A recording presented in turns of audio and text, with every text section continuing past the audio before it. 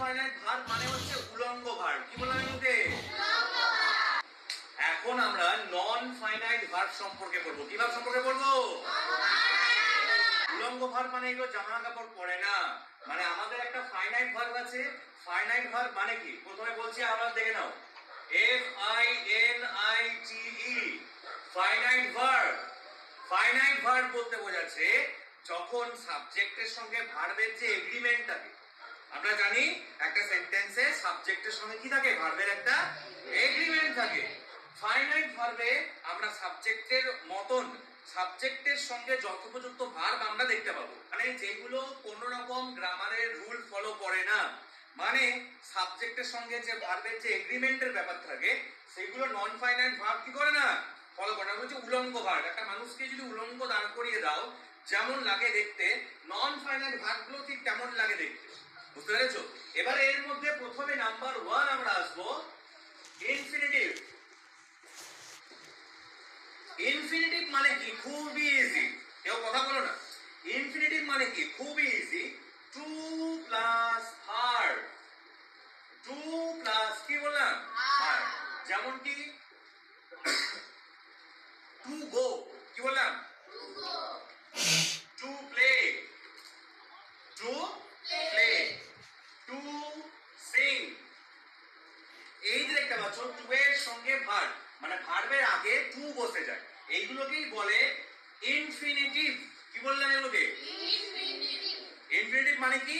যেগুলো infinite. To go, to play, to sing, to dance, এগুলো হচ্ছে ইনফাইনাইট। এবার এটা সেন্টেন্সে আমরা বুঝবো কিভাবে? সেন্টেন্সে আমরা এইভাবে বুঝবো। এটা এটুকু বুঝতে পারছো সবাই? এর মধ্যে কোনো সমস্যা? বেশ, এবার দেখো আমরা ইনফিনিটিভটা সেন্টেন্সে কি করে বুঝবো। যেমন I love to play cricket. I love to play cricket. এখানে মেন ভার্ব কোনটা? মেন ভার্ব কোনটা? এই সেন্টেন্সে মেন ভার্ব কোনটা? লাভ। লাভ হচ্ছে এখানে মেন ভার্ব। মেন ভার্বকে আমি এনভি লিখতে পারি। মেন ভার্বকে আমি এনভি লিখতে পারি, বাইরে পারি না? পারি। এবার এই যে টু প্লাস ভার্ব দেখতে পাচ্ছ, কি দেখতে পাচ্ছ? টু প্লাস ভার্ব, এটাকেই বলা হয় ইনফিনিটিভ। কি বলে এটাকে? ইনফিনিটিভ। এর মধ্যে বুঝতে অসুবিধা? এই যে সেন্টেন্সের মধ্যে টু প্লে, টু গো, এইগুলো কোনো কি রুল ফলো করছে গ্রামারের? গ্রামারের কিন্তু তেমন কিন্তু আমরা দেখতে পাবো না যে রুল ফলো করছে। এই জন্য এটাকে বলা হয় নন ফাইনাইট ভার্ব, মানে ও কোন রকম রুলকে ফলো করবে না। ঠিক আছে? নন ফাইনাইটের মধ্যে প্রথমে আমরা ইনফিনিটিভ সম্পর্কে শিখলাম। ইনফিনিটিভ সম্পর্কে এখনো কারোর কোনো প্রশ্ন? কোন সেন্টেন্সের মধ্যে টু প্লাস ভার্ব দেখলেই জানবে সেটা কি বলে? Infinitive. He wants to go to school, এখানে কোনটা ইনফিনিটিভ বলো? To go. He loves to eat ice cream, কোনটা এখানে infinitive? To eat. I love to draw picture, এখানে কোনটা ইনফিনিটিভ? Two draw. বুঝতে পেরেছো? লাভটা এখানে মেন ভার্ব। এর মধ্যে কোনো সমস্যা? Any question? ঠিক আছে। এবার ইনফিনিটিভের পর আমরা যে ভার্ব সম্পর্কে ডিসকাস করব, নাম্বার 1 হচ্ছে আমাদের ইনফিনিটিভ। ইনফিনিটিভ বুঝে গেছো?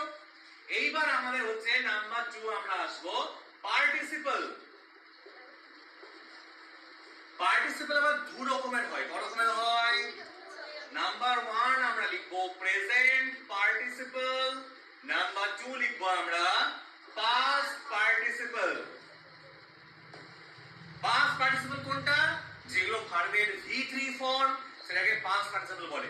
যেমন প্লে যদি আমি করি তাহলে প্লের পাস্ট পার্টিসিপল কি হবে? PLAY ED বসে গেছে। বুঝতে পেরেছো? এর মধ্যে বুঝতে অসুবিধা? আর প্রেজেন্ট পার্টিসিপল মানে কি? V1 প্লাস ING, মানে ভার্বের প্রেজেন্ট ফর্ম তার সঙ্গে ING। যেমন হচ্ছে প্লে তার সঙ্গে ING, প্লে ING কি হয়ে গেল? এর মধ্যে বুঝতে অসুবিধা? তাহলে পার্টিসিপলটাও কি বললাম বলো? Non finite verb. কিভাবে এটা? এর মধ্যে বুঝতে কারো অসুবিধা? Any question? ঠিক আছে। তাহলে তোমরা পার্টিসিপল বুঝতে পারলে, ইনফিনিটিভ বুঝতে পারলে। এইবার আমরা আসবো জেরান্ড। কি বললাম? এই জেরান্ডের নাম শুনলে অনেকের আবার গায়ে হাত পা জ্বর চলে আসে। জেরান্ড আবার জিনিসটা কি? কারণটা হচ্ছে বেশ কিছু শিক্ষক শিক্ষিকা আছে যারা শিক্ষক শিক্ষিকার নাম করে একটা মুখে একটা মাস্ক পরে থাকে, তারা জানে না কোনটা কি। এই জন্য ছাত্রছাত্রীদের মনে একটা ভয়, ওরে বাপরে জেরান্ড মানে বিশাল বোধহয় আকাশ থেকে কিছু একটা পাহাড় বোধহয় পড়বে। GERUND, জেরান্ড মানে হচ্ছে ভার্বের সঙ্গে আইএনজি। কি বললাম? V1 তার সঙ্গে আইএনজি, যেমন হচ্ছে প্লেইং, যেমন হচ্ছে প্লেইং। তাহলে আমি সেন্টেন্সটা লিখতে পারি এরকম ভাবে, playing is good for our health. Playing is good for our health. এখানে ভার্বের সঙ্গে আইএনজি হয়েছে, এটা কি ভার্ব বটে? জেরান্ড হচ্ছে ভার্বের সঙ্গে আইএনজি, কিন্তু এটা নাউন বটে। এটা হচ্ছে গ্রামারের বড় স্ক্যাম। দেখে মনে হবে ভার্ব তো ভাই, কিন্তু ওটা ভার্ব নয়, ওটাকেই বলে জেরান্ড। কি বলে ওটাকে? এর মতো বুঝতে কারো অসুবিধা? তাহলে জেরান্ড কাকে বলে বলো? এই যে playing is good for our health, সেন্টেন্সে ভার্বের সঙ্গে আইএনজি হবে, ঠিক আছে, এবং সেন্টেন্সে নাউনের রোল প্লে করবে। কিসের রোল প্লে করবে? নাউনের রোল প্লে করবে। নাউন ছাড়া অন্য কিছু বোঝে না ও, এই জন্য ওকে জেরান্ড বলে। কি বলে ওটাকে? বুঝতে অসুবিধা? তাহলে এবার দেখো, যেমন সেন্টেন্সটা আমি কি লিখলাম, জেরান্ড মানে কি লিখলাম? ভার্বের সঙ্গে আইএনজি, কিন্তু কিসের রোল প্লে করে? তাছাড়াও সেটা সেন্টেন্সের সাবজেক্ট হয়ে যায়। কি সেন্টেন্সে কি হয়ে যায়? সাবজেক্ট মানে কি বলেছিলাম, যে কাজ করবে, যা সম্পর্কে কিছু বলা হয় তাকে সাবজেক্ট বলে। এই যে সেন্টেন্স দেখতে পাচ্ছ, playing is good for our health, এখানে প্লেইং এর মাধ্যমে আমি একটা সাবজেক্টকে বোঝাচ্ছি। আগে বোঝাচ্ছি সাবজেক্ট মানে কি? বিষয়। তাহলে প্লেইংটা এখানে হচ্ছে জেরান্ড। প্লেইংটা কি এখানে? প্লেইংটা নাউন এবং তার সঙ্গে সঙ্গে প্লেইংটা সাবজেক্ট। Yes or no? বুঝতে পেরেছো না পারোনি? এর মধ্যে কোনো অসুবিধা? তাহলে নন ফাইনাইট ভার্বের মধ্যে কি কি আছে বলো? প্রথমে আমি নাম্বার 1 দিয়ে লিখবো। কি লিখবো?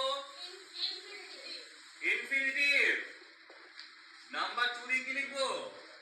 পার্টিসিপল। আর নাম্বার 3 দিয়ে কি লিখবে? জেরান্ড। এই তিনটেকেই বলে নন ফাইনাইট ভার্ব। কি বলে এটাকে? মানে ও ভার্বের কোনো রুল ফলো করে না। কি করে না? ভার্বের মতন, যেমন জেরান্ড হচ্ছে ভার্বের মতন দেখতে, ডিসগাইজ হয়ে থাকে, ও বোঝায় যে আমি ভার্ব না, মানে আমি ভার্বের মতন বলি, কিন্তু ওকে ভার্ব যদি বুঝে নাও তাহলে তুমি গন্ডগোল করে যাবে। বুঝতে পেরেছো? এর মধ্যে কারো কোনো অসুবিধা? Any question? তাহলে তিন রকমের নন ফাইনাইট ভার্ব বোঝালাম। প্রথমে বললাম কি? ইনফিনিটিভ। তারপরে কি বললাম? পার্টিসিপল। তারপর কি বললাম? জেরান্ড। কোনো বই দেখে বললাম? বই দেখা দরকার নেই। বই দেখতে হবে এগুলোর জন্য? বই দেখতে হবে। এবার তোমাদেরকে প্র্যাকটিস সেট দিয়ে দিয়েছি, সেই হিসাবে তোমরা ঘাড়া ঘাড়া করে দিতে পারো। শব্দ নাকি করতে করতে ঘাড়া ঘাড়া। ইজি লাগছে না হার্ড লাগছে বলে এটা? আর কোনো অসুবিধা?